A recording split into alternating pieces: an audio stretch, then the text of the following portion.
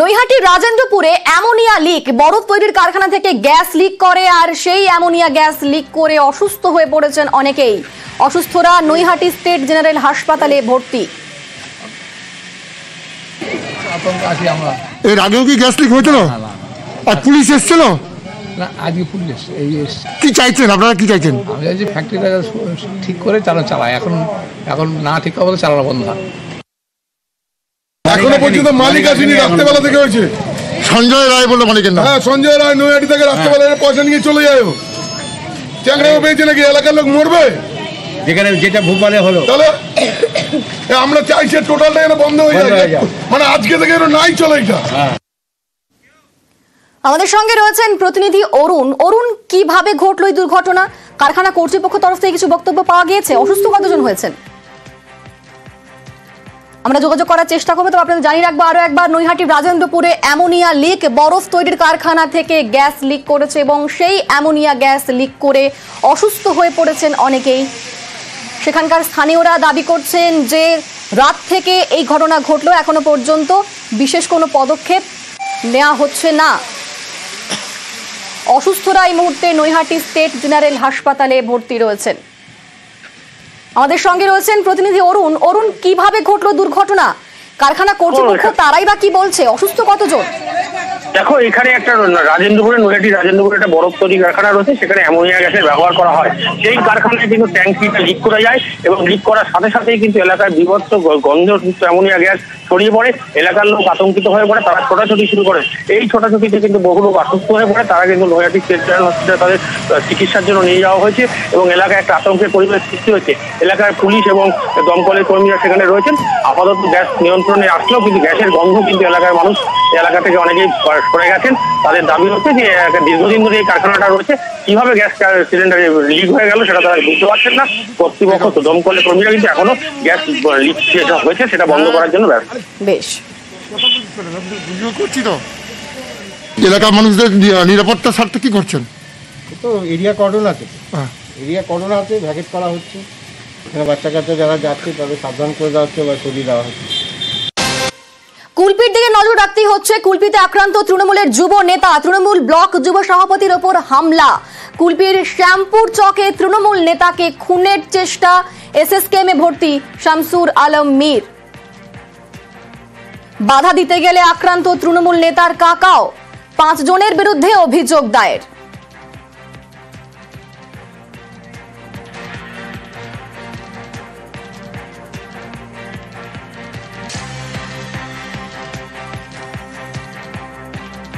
আমি বিষয়টা জানি, তারপরে বলবো। আমি সঠিকভাবে জানি না, তবে একটা গন্ডগোল হয়েছে, ঝামেলা হয়েছে, এই পর্যন্ত জানি। তো ছবি দেখলাম যে হাসপাতালে নিয়ে গেছে। না, আমি তো এখনো কিছু জানি না।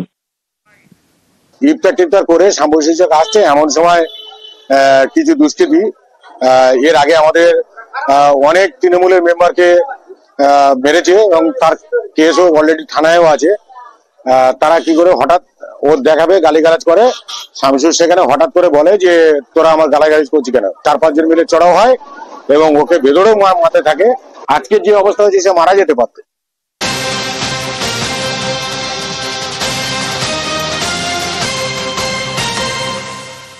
নৈহাটির রাজেন্দ্রপুরে অ্যামোনিয়া লিক, বরফ তৈরির কারখানা থেকে গ্যাস লিক করে আর সেই অ্যামোনিয়া গ্যাস লিক করে অসুস্থ হয়ে পড়েছেন অনেকেই। অসুস্থরা নৈহাটি স্টেট জেনারেল হাসপাতালে ভর্তি। এর আগেও কি গ্যাস লিক হয়েছিল? আর পুলিশ এসেছিল? না, আজকে পুলিশ কি চাইছেন আপনারা, কি চাইছেন? আমি চাইছি ফ্যাক্টরিটা ঠিক করে চালায়, এখন না ঠিক হবে চালানো বন্ধ। এখনো পর্যন্ত মালিক আসেনি, রাত্রেবেলা থেকে হয়েছে। সঞ্জয় রায় বললো মালিকের নাম। হ্যাঁ, সঞ্জয় রায় নৈহাটি থেকে রাত্রেবেলা পয়সা নিয়ে চলে যায়। চ্যাংড়াও পেয়েছে নাকি? এলাকার লোক মরবে যেখানে যেটা ভূপালে হলো। তাহলে আমরা চাইছি টোটালটা যেন বন্ধ হয়ে যায়, মানে আজকে থেকে নাই চলে এটা। আমাদের সঙ্গে রয়েছেন প্রতিনিধি অরুণ। অরুণ, কিভাবে ঘটলো এই দুর্ঘটনা? কারখানা কর্তৃপক্ষ তরফ থেকে কিছু বক্তব্য পাওয়া গিয়েছে? অসুস্থ কতজন হয়েছেন? আমরা যোগাযোগ করার চেষ্টা করবো। তো আপনাদের জানিয়ে রাখবো আরো একবার, নৈহাটির রাজেন্দ্রপুরে অ্যামোনিয়া লিক, বরফ তৈরির কারখানা থেকে গ্যাস লিক করেছে এবং সেই অ্যামোনিয়া গ্যাস লিক করে অসুস্থ হয়ে পড়েছেন অনেকেই। সেখানকার স্থানীয়রা দাবি করছেন যে রাত থেকে এই ঘটনা ঘটলো, এখনো পর্যন্ত বিশেষ কোনো পদক্ষেপ নেওয়া হচ্ছে না। অসুস্থরা এই মুহূর্তে নৈহাটি স্টেট জেনারেল হাসপাতালে ভর্তি রয়েছেন। আমাদের সঙ্গে রয়েছেন প্রতিনিধি অরুণ। অরুণ, কিভাবে ঘটলো দুর্ঘটনা? কারখানা কর্তৃপক্ষ তারাই বা কি বলছে? অসুস্থ কতজন? দেখো, এখানে একটা রাজেন্দ্রপুরে নৈহাটি রাজেন্দ্রপুরে একটা বরফ তৈরি কারখানা রয়েছে, সেখানে অ্যামোনিয়া গ্যাসের ব্যবহার করা হয়। সেই কারখানায় কিন্তু ট্যাঙ্কিটা লিক করে যায় এবং লিক করার সাথে সাথেই কিন্তু এলাকায় বিভৎস গন্ধযুক্ত অ্যামোনিয়া গ্যাস ছড়িয়ে পড়ে। এলাকার লোক আতঙ্কিত হয়ে পড়ে, তারা ছোটাছুটি শুরু করে। এই ছোটাছুটিতে কিন্তু বহু লোক অসুস্থ হয়ে পড়ে, তারা কিন্তু নৈহাটি স্টেট জেনারেল হসপিটালে তাদের চিকিৎসার জন্য নিয়ে যাওয়া হয়েছে এবং এলাকায় একটা আতঙ্কের পরিবেশ সৃষ্টি হয়েছে। এলাকার পুলিশ এবং দমকলের কর্মীরা সেখানে রয়েছেন। আপাতত গ্যাস নিয়ন্ত্রণে আসলেও কিন্তু গ্যাসের গন্ধ কিন্তু এলাকার মানুষ এলাকা থেকে অনেকেই সরে গেছেন। তাদের দাবি হচ্ছে যে দীর্ঘদিন ধরে এই কারখানাটা রয়েছে, কিভাবে গ্যাস সিলিন্ডার লিক হয়ে গেল সেটা তারা বুঝতে পারছেন না। কর্তৃপক্ষ দমকলের কর্মীরা কিন্তু এখনো গ্যাস লিক যেটা হয়েছে সেটা বন্ধ করার জন্য ব্যস্ত। বেশ, করছি তো এলাকার মানুষদের নিরাপত্তার স্বার্থে কি করছেন? তো এরিয়া কর্ডন আছে, এরিয়া কর্ডন আছে, ভ্যাকেট করা হচ্ছে। এখানে বাচ্চা কাচ্চা যারা যাচ্ছে তাদের সাবধান করে দেওয়া হচ্ছে বা সরিয়ে দেওয়া হচ্ছে।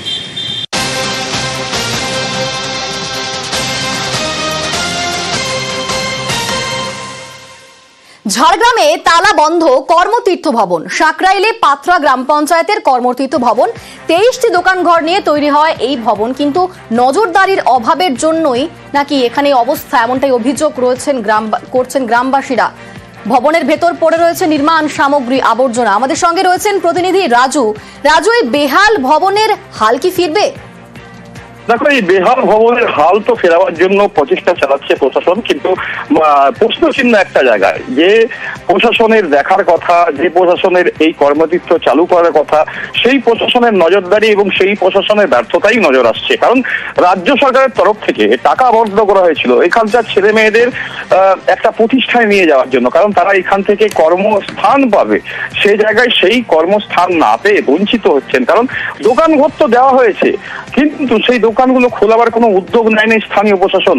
কারণ স্থানীয় প্রশাসন যদি উদ্যোগ নিত তাহলে হয়তো এই কর্মতীর্থ আজ চালু থাকতো। সেই জায়গায় এখন ছবি একদম আলাদা, কারণ এই কর্মতীর্থ পড়ে নষ্ট হচ্ছে, আবর্জনার স্তূপ, মানে জঙ্গলের পরিণত হয়েছে এই কর্মতীর্থ। অধিকাংশ যে জানালা রয়েছে সেই জানালার কাচ ভেঙে ফেলা হয়েছে এবং দুষ্কৃতীদের আখড়া হয়ে দাঁড়াচ্ছে সন্ধ্যেবেলায়। সেই জায়গা থেকে প্রশাসনের এক নজরদারি তৎপরতা, ওটাই প্রশাসনের উপর দায়ভার চাপাচ্ছেন স্থানীয় মানুষজন। পেয়েছিলেন তারা কেউ কাজ করতে আসেননি। সেটা তো কেন আসেননি, প্রশাসনিক লেভেল থেকে আমি যেটুকু শুনেছি তাদেরকে অনুরোধ করা হয়েছিল স্টলগুলো যাতে তারা চালু করেন, কিন্তু তারা কেউ করেননি। এবং তারপরে যথারীতি যাদেরকে স্টল দেওয়া হয়েছে তারা যেহেতু চালু করেননি, খুব স্বাভাবিকভাবেই স্টলগুলো ভ্যাকেন্ট হয়ে পড়ে আছে। তোর অফিসিয়ালি কাগজে কলমে 23খানা স্টল ডিস্ট্রিবিউটেড, 6টা স্টল ডিস্ট্রিবিউশন বাকি, সেটা জিএমডিএসি সাহেবকে অলরেডি জানানো আছে। ওখানে যে স্টলগুলো আছে আমাদের অফিস থেকে, আমার সরকারের পক্ষ থেকে আমরা কিন্তু 23টি স্টল আমরা দিয়ে দিয়েছি। আর 6টা বাকি আছে, যাতে ওগুলো দেওয়া হয় তার ব্যবস্থা করা হচ্ছে এবং আমরা ওটা করে দেবো।